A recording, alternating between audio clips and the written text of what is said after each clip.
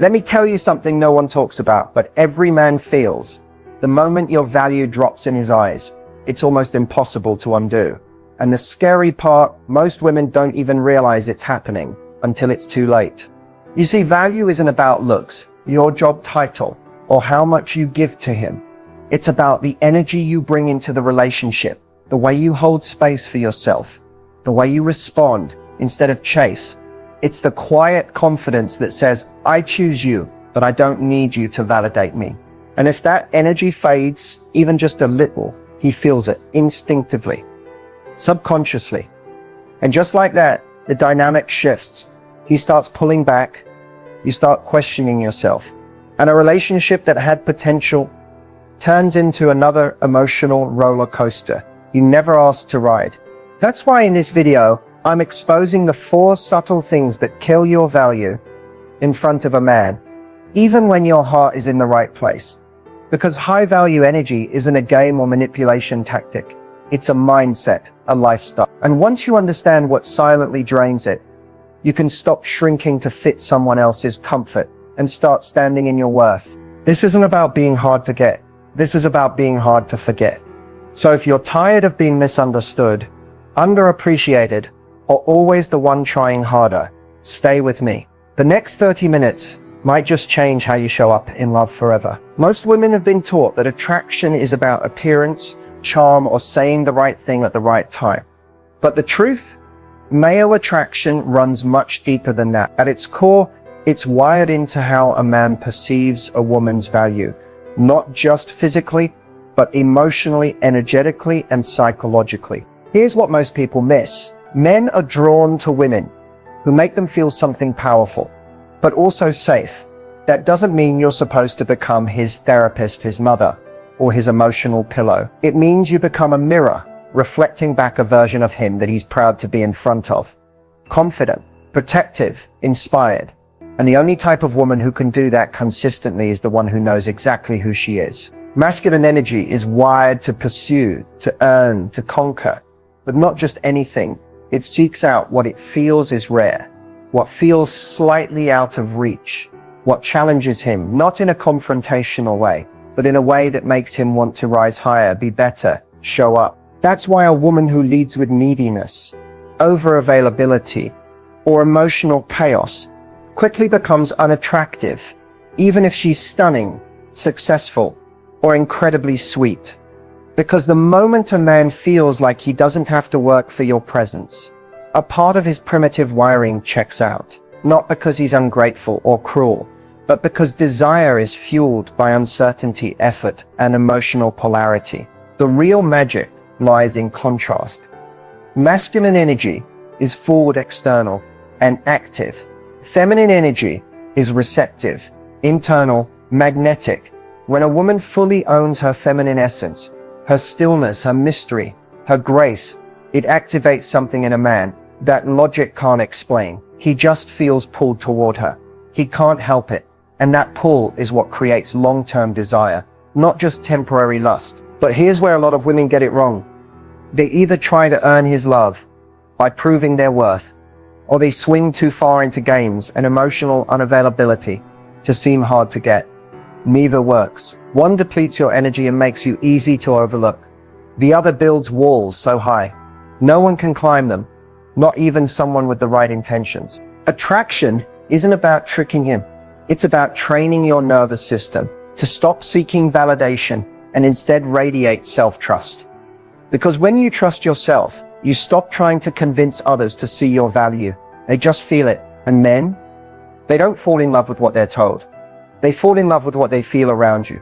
If he feels grounded, excited, challenged, and emotionally at ease in your presence, he starts to associate you with those feelings. And that association is what keeps him coming back, thinking about you when you're not around, and investing deeper over time. Now, of course, not all men are ready for a woman like that. Some are stuck in immature patterns, chasing chaos or needing control.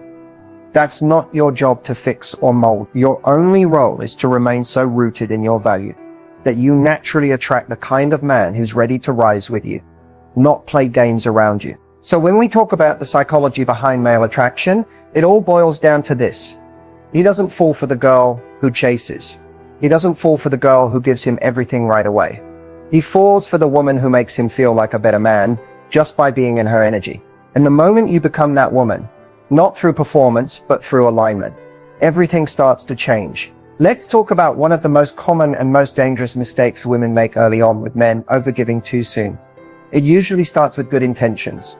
You like him, you want to show him you care, you're excited about the connection, and you naturally start doing things that feel generous, thoughtful, maybe even nurturing.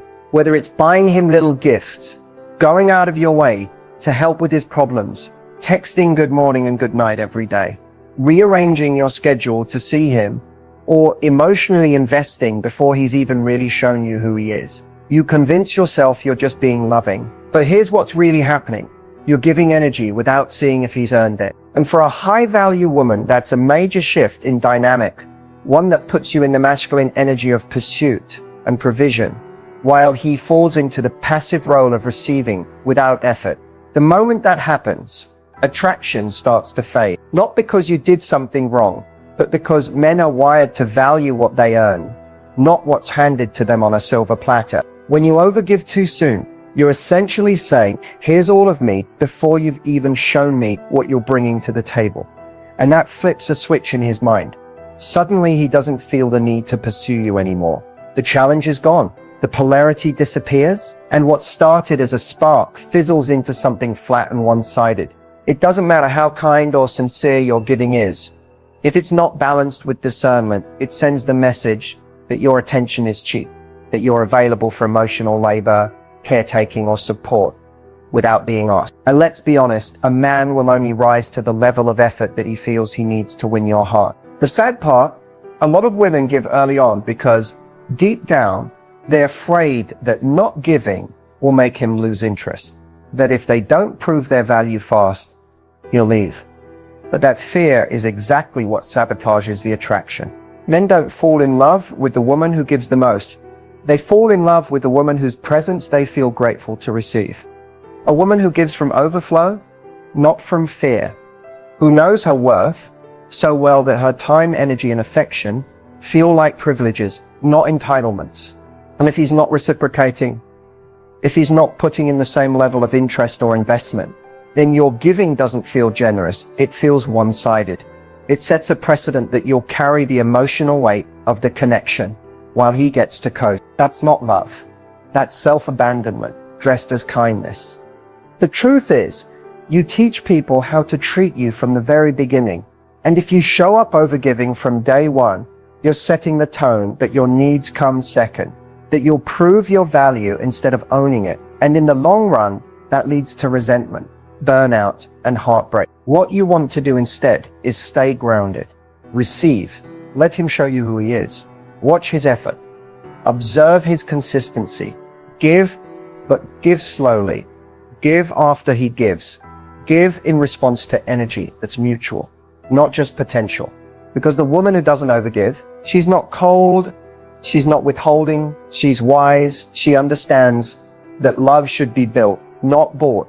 And that right there is what keeps your value high and his respect even higher. Let's dive into something that silently erodes your value in the eyes of a man, something that often comes from deep emotional wounds, but shows up in subtle everyday moments, seeking constant reassurance.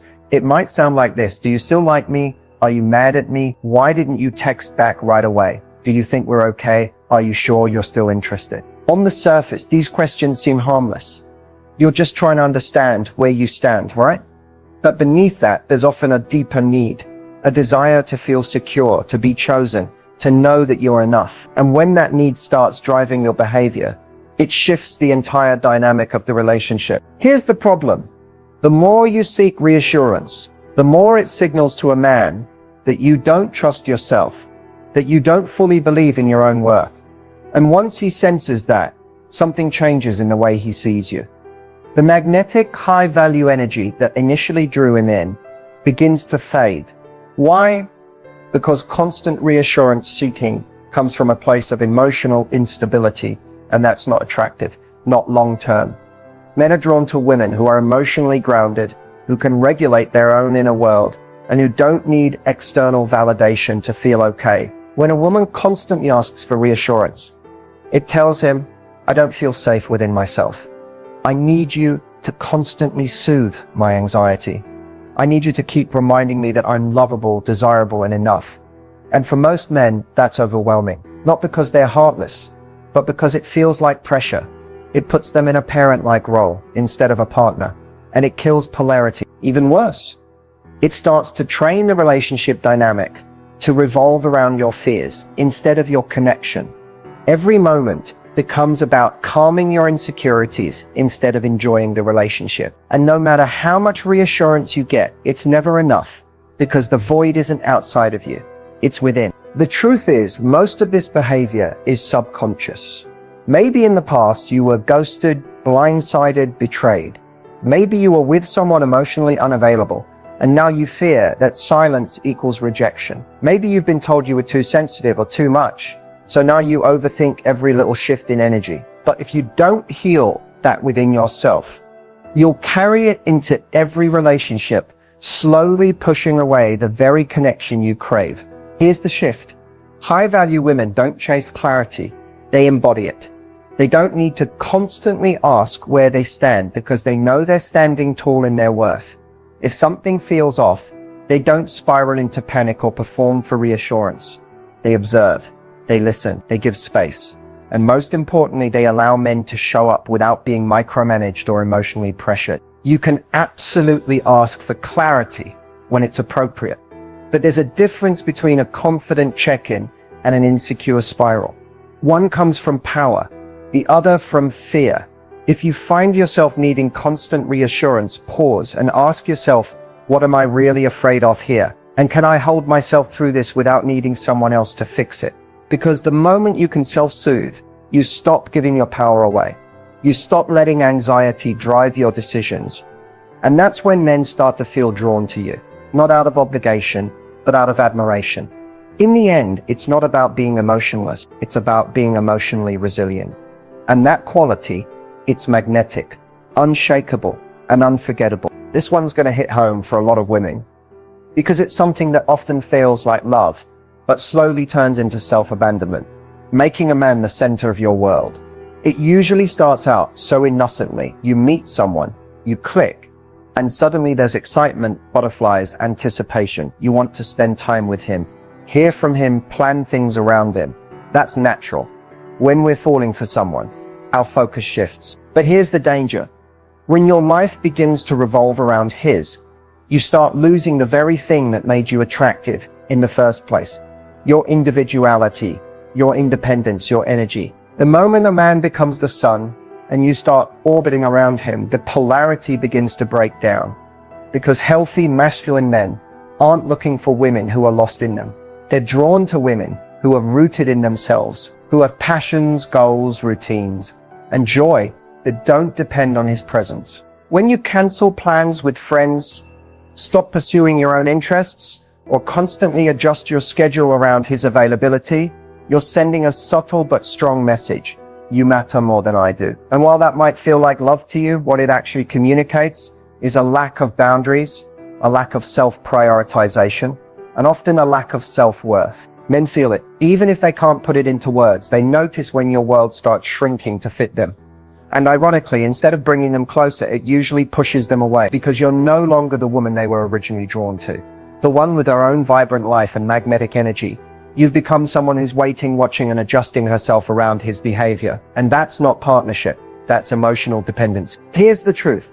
The most attractive, unforgettable women are the ones who know that their life is already full. That a man is an addition, not a completion. They don't stop being who they are when someone new enters the picture. If anything, they become more of themselves. They stay in their routines. They continue nurturing their friendships. They chase their goals. They guard their peace. That kind of woman doesn't just capture a man's attention, she earns his respect. And without respect, love doesn't last. It's not about being distant or cold. It's about being centered.